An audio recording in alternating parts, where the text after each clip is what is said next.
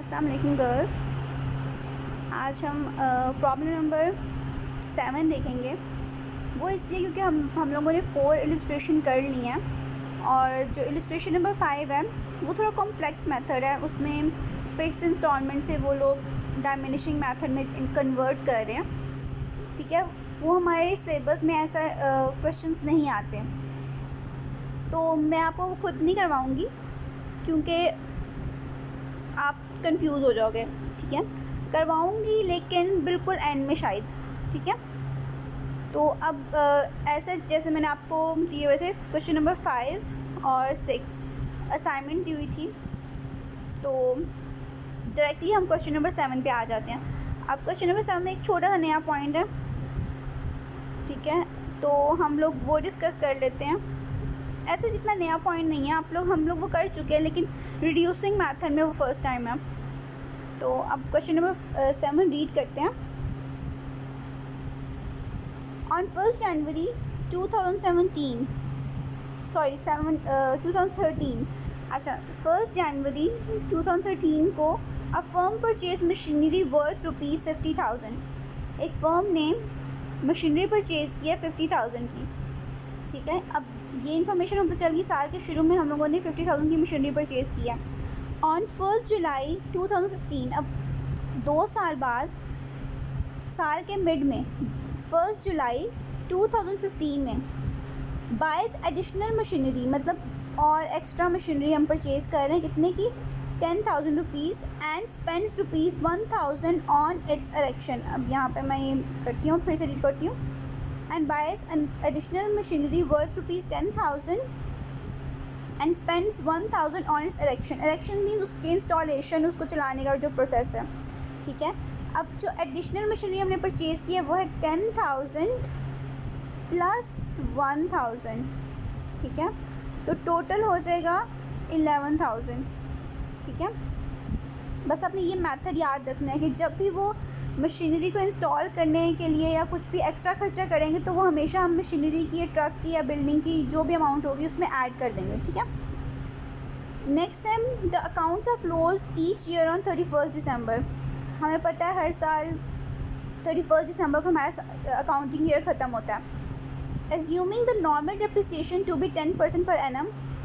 अब यहाँ पे डेप्रिसिएशन उन्होंने बता दिया 10% पर एनम है। Show the machinery account for 4 years. 4 साल के लिए हम लोगों ने मशीनरी अकाउंट बनाना है अंडर रिड्यूसिंग इंस्टॉलमेंट मेथड। ठीक है, मतलब आजकल जो हम लोग डायमिनिशिंग मेथड या रिड्यूसिंग इंस्टॉलमेंट मेथड पढ़ रहे हैं। सिंपल सा क्वेश्चन है, इसको सॉल्व कैसे करना है, इसका सोल्यूशन देखते हैं। अच्छा, ये देखिए इसका सोल्यूशन। सबसे पहले हम लोगों ने मशीनरी अकाउंट लिखा, प्रॉपर फॉर्मेट बना लिया, डेट, रेफरेंस, रुपीज़, दोनों साइड्स पे डेबिट क्रेडिट। ठीक है, ये बेसिक बातें जो मैं हर लेक्चर में आपको रिपीट करती रहती हूँ, और मैं इसलिए करती हूँ ताकि आप लोग ये फॉर्मेट बनाने में कोई मिस्टेक ना करो। ठीक है, अच्छा अब हमारा साल स्टार्ट हो रहा था, मतलब हमारा अकाउंट स्टार्ट होगा 2013 से। दोनों साइड्स पे हमने डेट लिख दी 2013। अब हमने मशीनरी परचेज़ कब की थी? 1 जनवरी 2013 को हमने लिख दिया 1 जनवरी। कैश अकाउंट 50,000, फर्स्ट एंट्री हो गई। अब इसकी डेप्रिसिएशन फाइंड करनी है हम लोगों ने। अच्छा, अब रिड्यूसिंग मेथड है। सबसे पहले तो जो हमारे पास वैल्यू है उसी के ऊपर डेप्रिसिएशन फाइंड कर लेनी है। ठीक है, तो यहाँ पे हमारी डेप्रिसिएशन हमने इस 50,000 के ऊपर 10% लिया, तो हमारे पास आंसर आ जाएगा 5,000, जो यहाँ पे हमारे पास आंसर आया हुआ है डेप्रिसिएशन। ये सिंपल सी है, इसलिए मैं इसके वर्किंग नोट्स नहीं किए। ठीक है, आप लोग लेकिन अपने पास ज़रूर करना। ठीक है, 5,000 आ गया, 50,000 का 10% लिया तो 5,000 आ गया। अब हम लोगों ने टोटल किया इसका, उसमें से 5,000 माइनस किया तो पीछे हमारे पास बच गए 45,000, जो कि है हमारा बैलेंस कैरी डाउन। ठीक है, अब वही बैलेंस हम नेक्स्ट ईयर ट्रांसफ़र कर देंगे। नेक्स्ट ईयर है 2014। ठीक है, अब 2014 में 1 जनवरी को बैलेंस हम लोगों ने ट्रांसफ़र किया, 45,000 आ गया। ठीक है, अब इसकी डेप्रिसिएशन लेनी है, ये हम लोग कौन सा मेथड कर रहे हैं, डायमिनिशिंग बैलेंस मेथड या फिर रिड्यूसिंग बैलेंस मेथड। तो हम लोगों ने क्या करना है, इसी बैलेंस के ऊपर 10% लेना है, मल्टीप्लाई बाय 10% और इसका आंसर आ जाएगा 4500। ठीक है, तो यहाँ पे भी हमने डेप्रिसिएशन फाइंड कर ली इसकी, सिंपल। अब हम इसका टोटल करेंगे, इसमें से 4500 माइनस करेंगे तो हमारे पास आंसर आ जाएगा बैलेंस 40,500। अच्छा, अब इन दोनों का टोटल कर लेंगे तो हमारे पास नीचे आ जाएगा 45,000, तो दोनों साइड्स इक्वल हो गई। और एक चीज़ का आपने खास ध्यान रखना है, ये दोनों साइड्स इक्वल होनी चाहिए। जिस तरह ऊपर 50-50 था, यहाँ पर 45-45 है। ठीक है, अगर आपका टोटल डिफरेंट होगा ना तो इसका मतलब आपके क्वेश्चन में कोई मिस्टेक है। अच्छा, नेक्स्ट ईयर पे आ जाते हैं। अब ये 2 साल तो सिंपल से थे, नेक्स्ट ईयर आ गया 2015। अब उन्होंने हमें ये बताया क्वेश्चन में कि 2015 में हम लोगों ने नई मशीनरी परचेज़ की थी। ठीक है, सबसे पहले तो ये वाला बैलेंस यहाँ पे अगले साल ट्रांसफ़र हो गया। 1 जनवरी बैलेंस ब्रॉट डाउन 40,500। ठीक है, ये हमें पता चल गया, हम लोगों ने यहाँ ट्रांसफ़र कर लिया। अच्छा, उसके बाद 1 जुलाई को हम लोगों ने नई मशीनरी परचेज़ किया। 1 जुलाई कैश अकाउंट 11,000। ठीक है, अच्छा, अब यहाँ पे 2 हमारे पास वैल्यूज़ हैं। अब इसकी डेप्रिसिएशन हम कैसे फाइंड करेंगे? अगर फिक्स इंस्टॉलमेंट मेथड होता तो उसके हम अलग से कर लेते, दोनों का अलग अलग फाइंड कर लेते और कर लेते। अब इनकी हम कैसे फाइंड करेंगे? इसका वर्किंग नोट मैंने किया। आप देखिए यहाँ पे डेप्रिसिएशन के नीचे ही मैंने मेंशन किया वर्किंग नोट नंबर 1। जब भी रिड्यूसिंग डायमिनिशिंग मेथड में ऐसी सिचुएशन आ जाए कि आपके पास 2 मशीनरीज़ हैं, एक नई एक पुरानी, तो उसकी हम डेप्रिसिएशन कैसे फाइंड करेंगे? अब उन्होंने देखो हमेशा ये बोला है कि आपने उस पर लेनी है, जो बैलेंस होगा ना उसके ऊपर डेप्रिसिएशन लेनी है। ठीक है, बैलेंस पे ही लेंगे हम लोग, लेकिन थोड़ा सा ट्विस्ट ये है कि ये पूरे साल की डेप्रिसिएशन है, लेकिन ये वाली 6 महीने की डेप्रिसिएशन है। इसके लिए हम वर्किंग नोट बनाएंगे। अब वर्किंग नोट देखते हैं। अच्छा, ये देखिए वर्किंग नोट में सबसे पहले तो मैंने लिखी अपनी पुरानी वाली मशीनरी की वैल्यू, जो कि है 40,500। ठीक है, इसका 10% लिया और ये पूरे साल की थी तो 12/12। ठीक है, पूरा साल हमने इसको यूज़ किया तो हमारी डेप्रिसिएशन आ गई 40,050। सॉरी 40,000 नहीं, 4,050। ठीक है, ये आ गई हमारी फर्स्ट मशीनरी की डेप्रिसिएशन। अब हम देखते हैं सेकंड मशीनरी। अब जो हमने परचेज़ किया वो है ये 11,000 के ऊपर 10% लिया हम लोगों ने, लेकिन 6 मंथ्स के लिए, तो हम लोग लिखेंगे 6/12। ठीक है, अब ये हम इसको सॉल्व करेंगे तो हमारे पास आंसर आ जाएगा 550। ठीक है, तो अब हमने क्या करना है, इन दोनों को ऐड करना है। इन दोनों को ऐड करेंगे तो हमारे पास आंसर आ जाएगा 4,600। ये है हमारी डेप्रिसिएशन। ठीक है, अब इसमें ट्विस्ट ये था कि इस मशीनरी की 6 मंथ की फ़ाइंड करनी थी और इसकी फुल ईयर की फ़ाइंड करनी थी, इसलिए हम दोनों को अलग अलग लिखकर हम लोगों ने इसका टोटल फाइंड किया। ठीक है, ये तो हो गई डेप्रिसिएशन। अब हम क्वेश्चन को देखते हैं अपना। अच्छा, आप क्वेश्चन में देख सकते हैं मैंने डेप्रिसिएशन वही लिखी हुई है जो हमने फ़ाइंड किया है, 4,600। ठीक है, अब यहाँ पे भी हमने क्या करना है, पहले इन दोनों अमाउंट्स को टोटल करना है। टोटल आ जाएगा 51,500। इस 51,500 में से हम लोगों ने ये 4,600 माइनस करना है, तो हमारे पास बैलेंस आ जाएगा 46,900। ठीक है, अब हम लोगों ने इन दोनों अमाउंट्स को ऐड करना है तो हमारे पास टोटल आना चाहिए 51,500। दोनों साइड्स इक्वल हो गई, मतलब हमारा क्वेश्चन ठीक किया हम लोगों ने।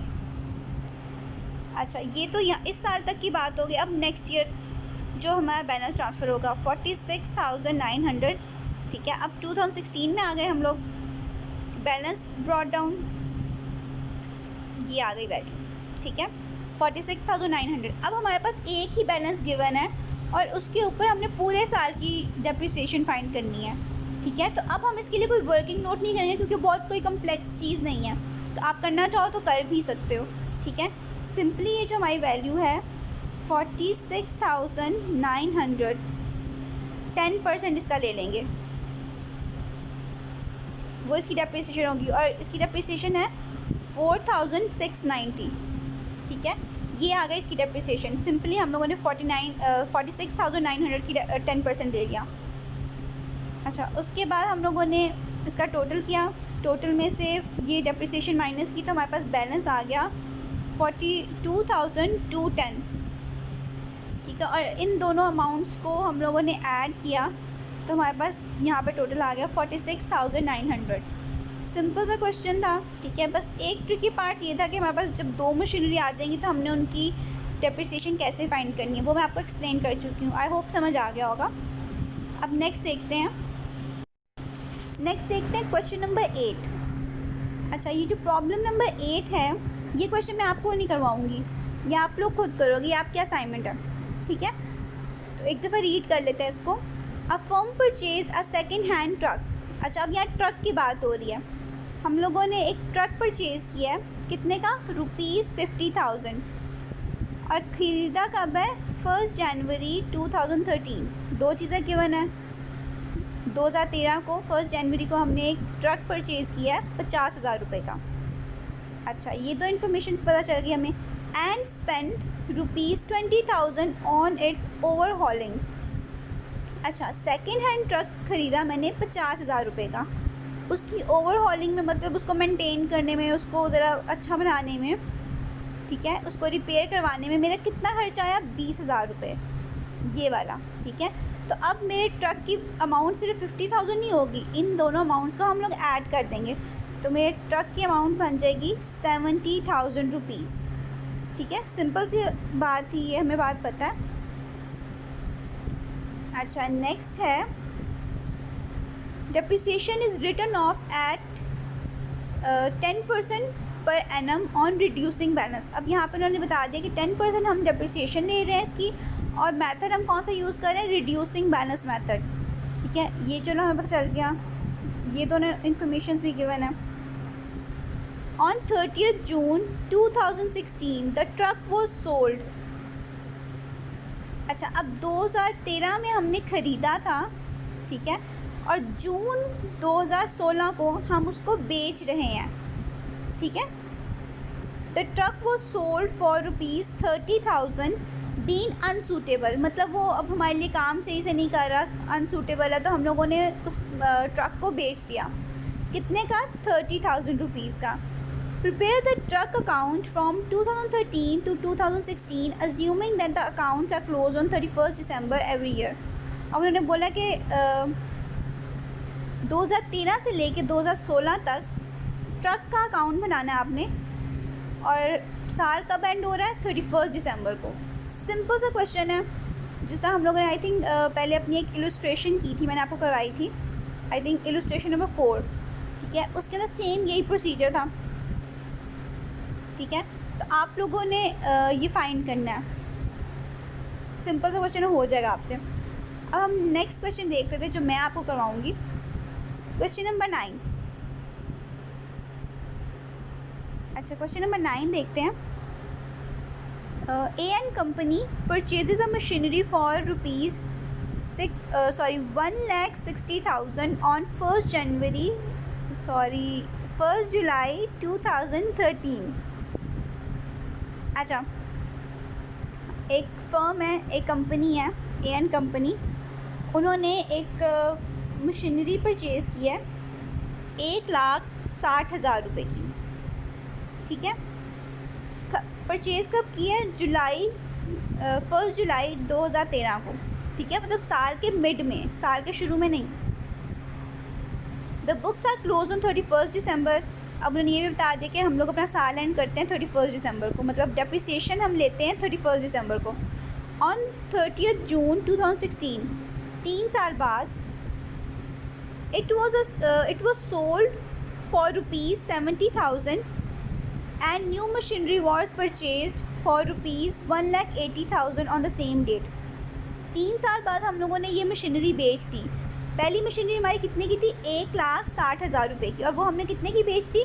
70,000 की, ठीक है। जब हम लोगों ने उस मशीनरी को बेचा उसी वक्त हम लोगों ने नई मशीनरी परचेज़ कर ली, कितने की, 1,80,000 रुपये की, ठीक है। ये देखिए, इस पर हमने ख़रीदी और इस अमाउंट पे बेच दी, और फिर नई जो परचेज़ की वो थी 1,80,000 पे। अच्छा, नेक्स्ट है ऑन द सेम, अच्छा, depreciation is charge at the rate of 15% per annum. अब डेप्रिसिएशन का रेट 15% है, 10% नहीं, क्योंकि मोस्टली आपके क्वेश्चन में 10% था, तो आप लोगों ने ये मिस्टेक नहीं करनी कि आप लोग 10% निकाल लो, 15% आप डेप्रिसिएशन निकालते हो, बहुत ध्यान रखना। अच्छा, अब मेथड कौन सा है, ऑन ओरिजिनल कॉस्ट मेथड।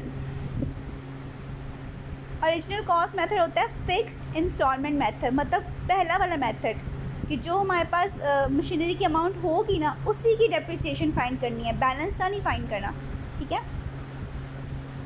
तो नेक्स्ट देखते हैं क्या है, prepare the machinery account up to 2016। अच्छा, 2013 से शुरू होकर 16 तक हम लोगों ने अकाउंट बनाना है मशीनरी का। अब आप लोगों ने नोटिस की होगी एक बात कि क्वेश्चन में कभी कभी वो हमें डायरेक्टली बता देते हैं कि 3 साल का अकाउंट बना दो, कभी कभी वो ये बोलते हैं कि 2016 तक बनाओ, 2013 तक बनाओ, मतलब 13 से स्टार्ट करो, 16 तक बनाओ या 17 तक बनाओ, ठीक है। तो वो अपने क्वेश्चन में डिफरेंस लेके आते हैं, ठीक है, हमेशा। तो आप लोगों ने कन्फ्यूज़ नहीं होना, सिंपल सी बातें होती है। अब सिंपल उन्होंने बता दी 2016 तक आपने अपना अकाउंट बनाना। अच्छा, अब हम इसका सोल्यूशन देखते हैं। अच्छा, आई होप आपको ये बातें क्लियर होगी होंगी कि हमने मशीनरी परचेज़ की, उसको बेच दिया और नई मशीनरी परचेज़ कर ली, ठीक है। और मेथड भी फिक्स इंस्टॉलमेंट मेथड है। इसका सोल्यूशन देखते हैं हम। अच्छा, ये देखें, सबसे पहले मेन हेडिंग मशीनरी अकाउंट, उसके बाद बेसिक चीज़ें हैं, मैं यानी कि मुझे रिपीट करने की ज़रूरत है। तो हम लोग डायरेक्टली क्वेश्चन पे आ जाते हैं। 2013 की बात कर रहे थे, 2013। अब हम लोगों ने 1 जुलाई को मशीनरी परचेज़ की थी, 1 जुलाई, कैश अकाउंट 1,60,000, ठीक है। अब इसकी हमने डेप्रिसिएशन लेनी, अब क्योंकि फिक्स इंस्टॉलमेंट मेथड है तो इसी मशीनरी की अमाउंट पे हम लोगों ने डेप्रिसिएशन लेनी है जब भी लेंगे, ठीक है। तो लेकिन यहाँ पे मैंने इसका वर्किंग नोट बना दिया अलग से, ठीक है, क्योंकि उसके आगे एक प्रोसीजर हो रहा है जहाँ पे हम एक मशीनरी पर बेच रहे हैं और फिर ख़रीद भी रहे हैं, तो वहाँ पे आपको कन्फ्यूजन हो, तो यहाँ पे मैंने वर्किंग नोट हर एक का अलग अलग से बना दिया। पहला वर्किंग नोट है इसकी डेप्रिसिएशन फाइंड करने के लिए, वो देखते हैं। अच्छा, वर्किंग नोट नंबर 1। अच्छा, सबसे पहले तो हम लोगों ने 1,60,000 का 15% लेना है, ठीक है। और हम लोगों ने मशीन परचेज़ कब की थी, 1 जुलाई को। जुलाई से आगे कितने मंथ्स होते हैं, 6 मंथ्स, ठीक है। जुलाई, अगस्त, सितंबर, अक्टूबर, नवंबर, दिसंबर, तो 6/12, और इसका आंसर आ गया 12,000 रुपीज़, ठीक है। ये हमारी डेप्रिसिएशन हमने फाइंड कर ली। अब हम क्वेश्चन पे जाते हैं। यहाँ पे हम लोगों ने वही डेप्रिसिएशन लिखी हुई है 12,000, इसका हमने टोटल ले लिया। इस टोटल में से हमने 12,000 माइनस कर दिया, तो हमारे पास बैलेंस आ गया 1,48,000 रुपीज़, ठीक है। ये है हमारा बैलेंस। अब ये बैलेंस हम आगे ट्रांसफ़र कर देंगे नेक्स्ट ईयर, ठीक है। बेसिक बातें हैं जो हर क्वेश्चन में हम लोग करते आए हैं। नेक्स्ट ईयर 1 जनवरी को बैलेंस हम लोगों ने ट्रांसफ़र किया, बैलेंस ब्रॉट डाउन, ठीक है, 1,48,000 रुपीज़। तो अब हम लोगों ने फिर से डेप्रिसिएशन फाइंड करनी है इसकी। अब डेप्रिसिएशन हमने पूरे साल की फ़ाइंड करनी है, ठीक है। तो हम लोग देख लेते हैं वर्किंग नोट नंबर 2। अब वही अमाउंट है, 15% है, लेकिन 12/12, क्योंकि हमने पूरा साल मशीनरी को यूज़ किया। अब हमारी डेप्रिसिएशन आएगी 24,000, ठीक है। हमारी 24,000 डेप्रिसिएशन आ गई, हमने क्वेश्चन में पुट करना है 24,000, ठीक है। 1,48,000 में से हमने इसको माइनस किया तो हमारे पास बैलेंस आ गया 1,24,000, ठीक है। ये आ गया हमारा बैलेंस। अब ये बैलेंस हम नेक्स्ट ईयर ट्रांसफ़र कर देंगे 2015 में, ठीक है। और ये यहाँ पे ट्रांसफ़र हो गया हमारा बैलेंस 1,24,000, ठीक है। अब इसकी डेप्रिसिएशन फाइंड करनी है। अच्छा इसकी डेप्रिसिएशन के लिए मैंने वर्किंग नोट नहीं बनाया, क्योंकि ये भी पूरे साल की डेप्रिसिएशन हम ले रहे हैं। तो जो वर्किंग नोट यहाँ पे हमने यूज़ किया था वही हम यहाँ पे यूज़ करेंगे। तो यहाँ पे भी इसकी डेप्रिसिएशन आ जाएगी 24,000, ठीक है। तो हम लोग अब इस टोटल में से 24,000 को माइनस करेंगे तो पीछे हमारे पास बैलेंस बच जाएगा 1 लाख रुपीज़। अच्छा, यहाँ तक हो गया। अब हमारे क्वेश्चन में जो ट्विस्ट आ रहा है वो नेक्स्ट पार्ट में आ रहा है।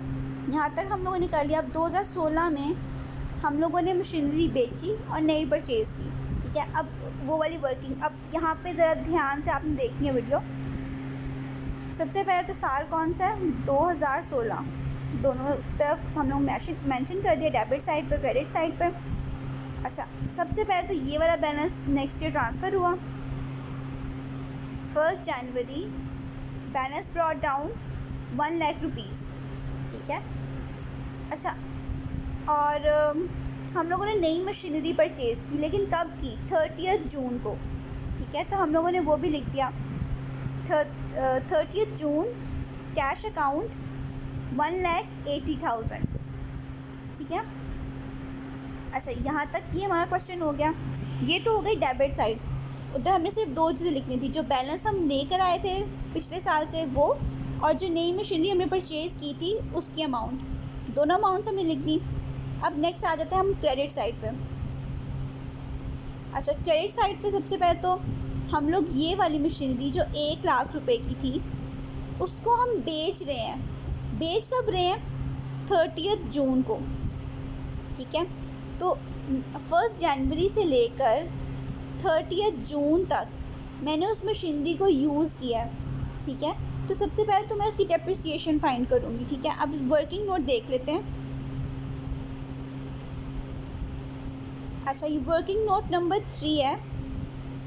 सबसे पहले मैंने डेप्रिसिएशन फाइंड की। 1,60,000 की मशीनरी थी मेरी, उसका 15% लिया मैंने। और कितना टाइम यूज़ किया मैंने, 6 महीने, 1 जनवरी से लेकर 30 जून तक। तो डेप्रिसिएशन आ गई 12,000 रुपीज़, ठीक है। तो मैंने यहाँ पे डेप्रिसिएशन में लिख दिया 12,000 रुपीज़, ठीक है। अब डेप्रिसिएशन फाइंड कर ली हमने।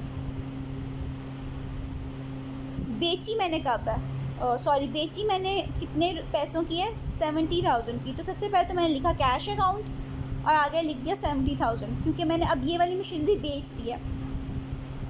तो 70,000 रुपीज़ लिख दिया, ठीक है। अब मैंने ये फाइंड करना है कि मुझे लॉस कितना हुआ है, ठीक है। वो फाइंड करने के लिए जिस हम हमेशा वर्किंग करते हैं वैसे करेंगे। यहाँ पे ये वर्किंग, सबसे पहले तो वैल्यू ऑफ मशीनरी 1,60,000, उसमें से डेप्रिसिएशन माइनस करनी है हमने, जितने भी सालों की डेप्रिसिएशन हमने फाइंड की थी, ठीक है।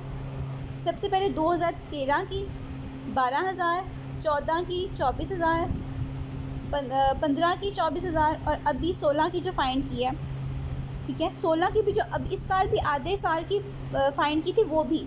अब इन चारों का हम टोटल करेंगे तो हमारे पास वैल्यू आ जाएगी 72,000 रुपीज़, ठीक है।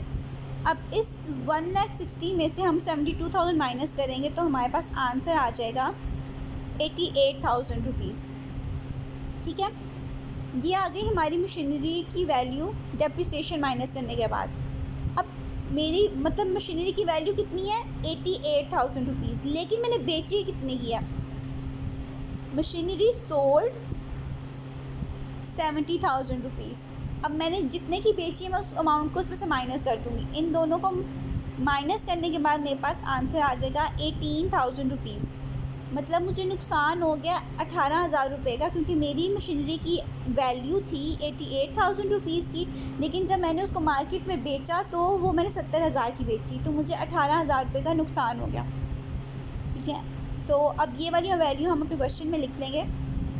डेप्रिसिएशन हम लोग लिख चुके थे, ठीक है।